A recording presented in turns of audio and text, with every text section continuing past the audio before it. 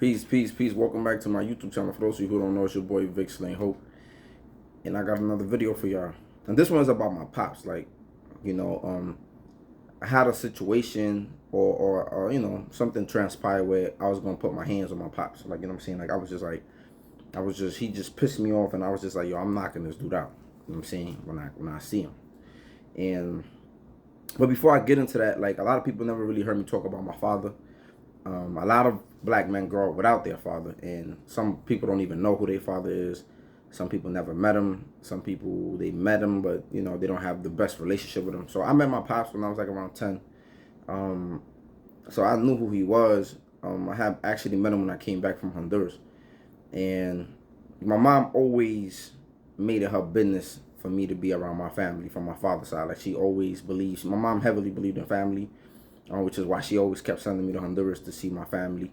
So she always believed in that. Like, she always used to send me to my grandma's house or hang out with my father and stuff. I didn't want to go, but she used to make me go. That's just the type of woman that my mother is. So, at the time, I didn't realize. I remember when I was growing up, when I was younger, they used to tell me that, I had like anger issues, that I was a little angry or something. I didn't really think I was angry. But I think as I went through like middle school, people started to like, when I got to like high school, people started to say that I was a little angry, right? Because I was, I remember when I came back from Honduras, and I was just like, something was different. I don't really think it had to do with my father though. I just think that when you're in Honduras, you get a certain level of freedom. Like, you like a kid running around, like you feel like you've grown, like at such a young age over there. It's just totally different.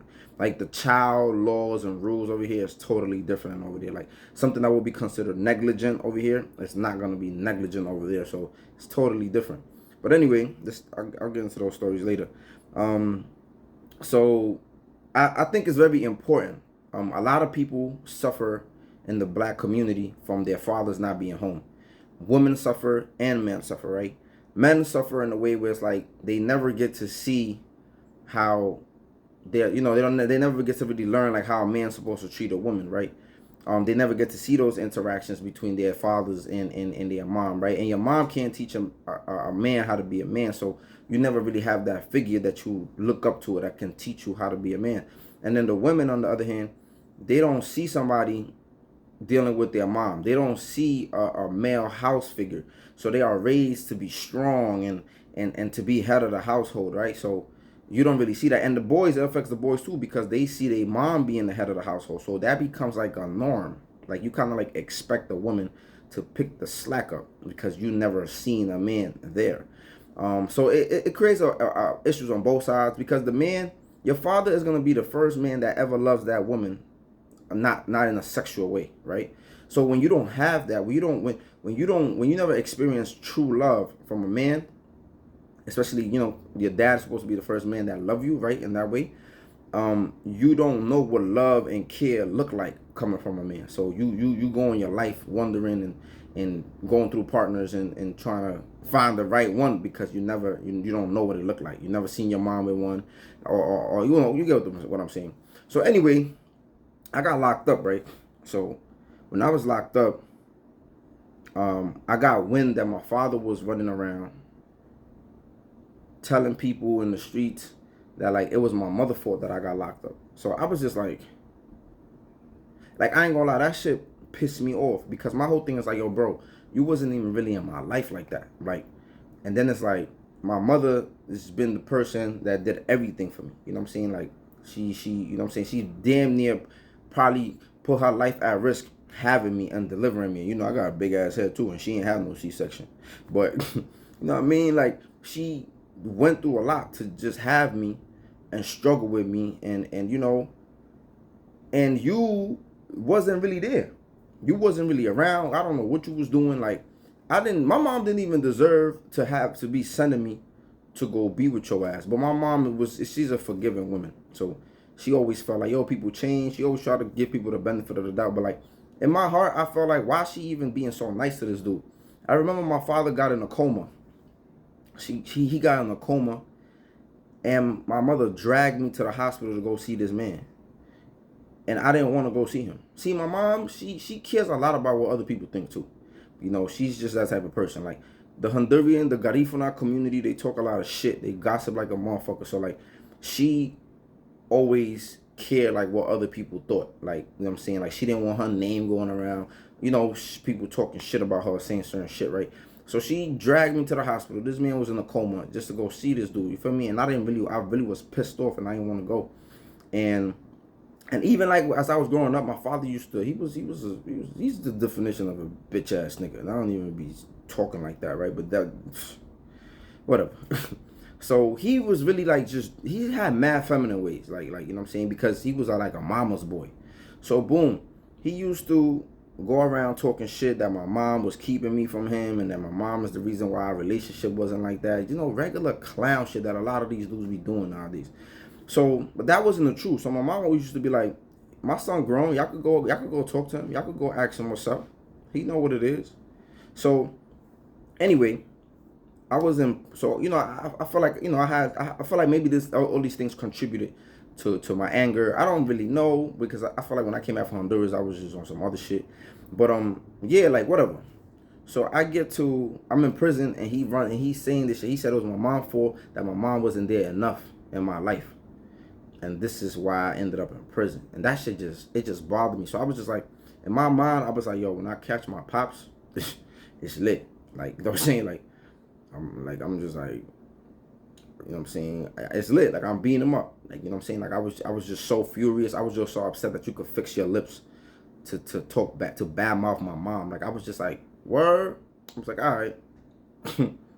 I was like, all right. And I swear, like, I was really, like, heated, and I was just waiting. Like, I was just waiting on that moment. And then I think a year went past, or a year and a half, as I was upstate, and he caught a stroke. My father caught a stroke.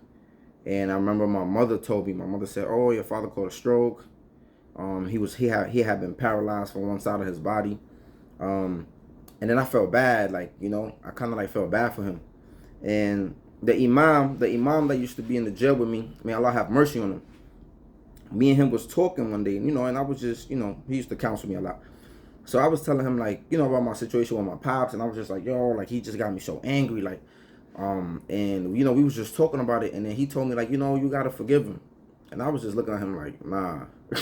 I wasn't trying to hear nothing about no forgiveness.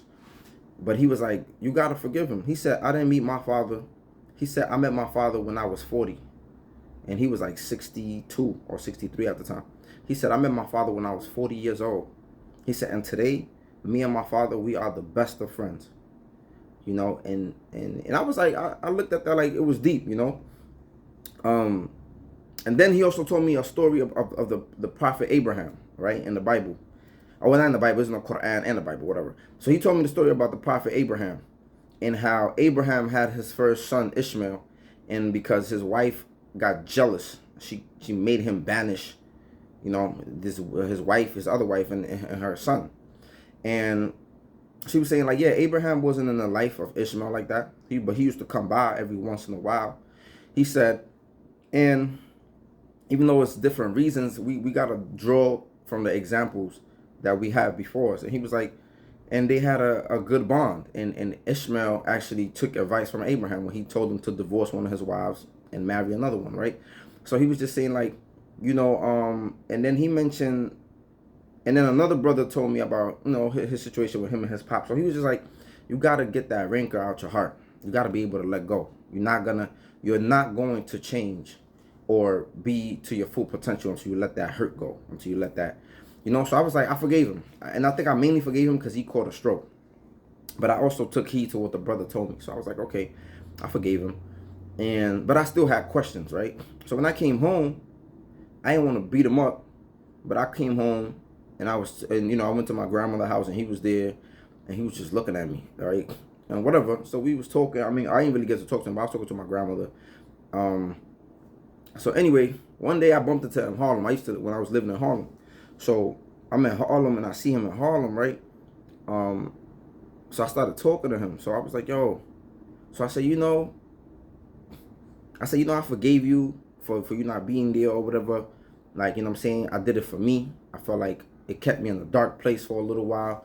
And I just had to get rid of that. I had to come up out of that. Like I couldn't keep carrying this baggage, this weight. So I was like, so I forgave you for me, because it was only keeping me down. So I told him that I forgive you. I said, don't worry about it.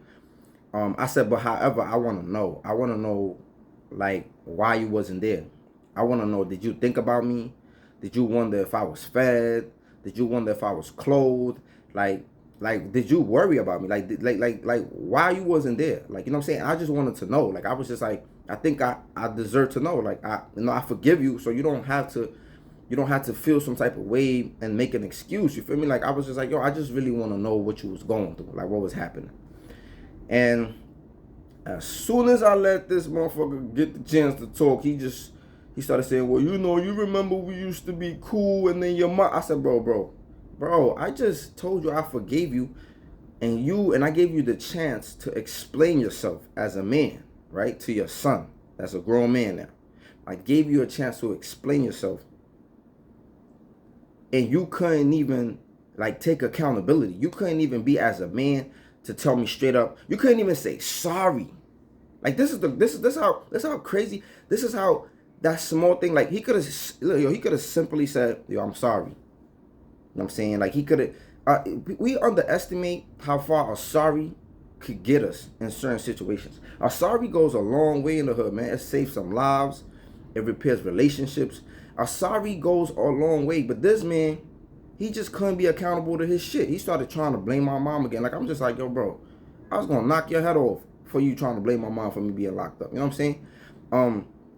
And here you are, like the moment I give you a shot to express yourself, you try to blame my mom again. I was like, come on, bro. I said, I cut him off. I was like, we're not even gonna do that. You're not about to sit here and blame my mom, the woman that did everything for me. You know what I'm saying? To the best of her ability, and she needed help, and you ain't help. You're not about to do that. You're not about to do that, because my mother is the only reason why me and you had a relationship in the first place.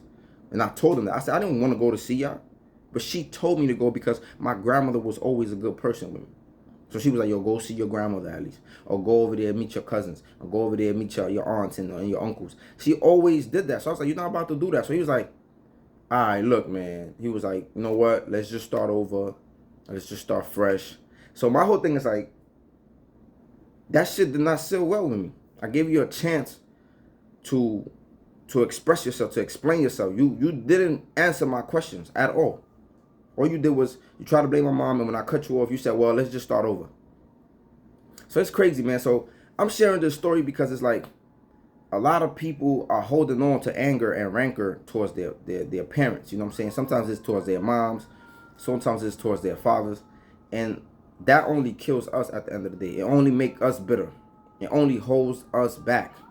You know, because that anger comes out in different ways, right? It comes out in us going out to the streets to indulge in drugs, to cause pain to other people, to cause hurt to other people, to cause distress.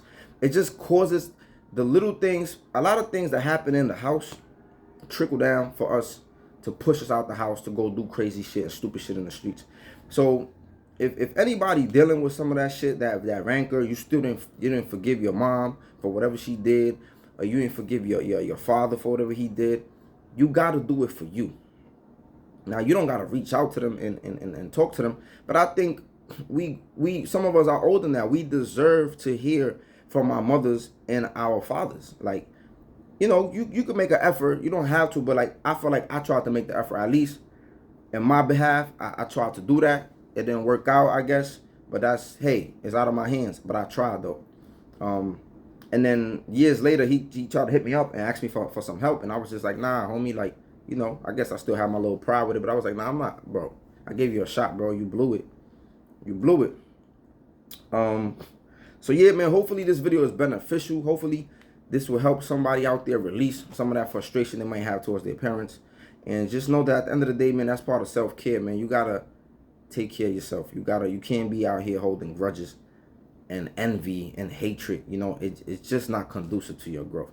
So let me know what y'all think in the comment section. Can y'all relate to it? Like, would y'all have popped on them still? I don't know, man. Let me know in the comment section though. But hopefully it was a beneficial video. Peace.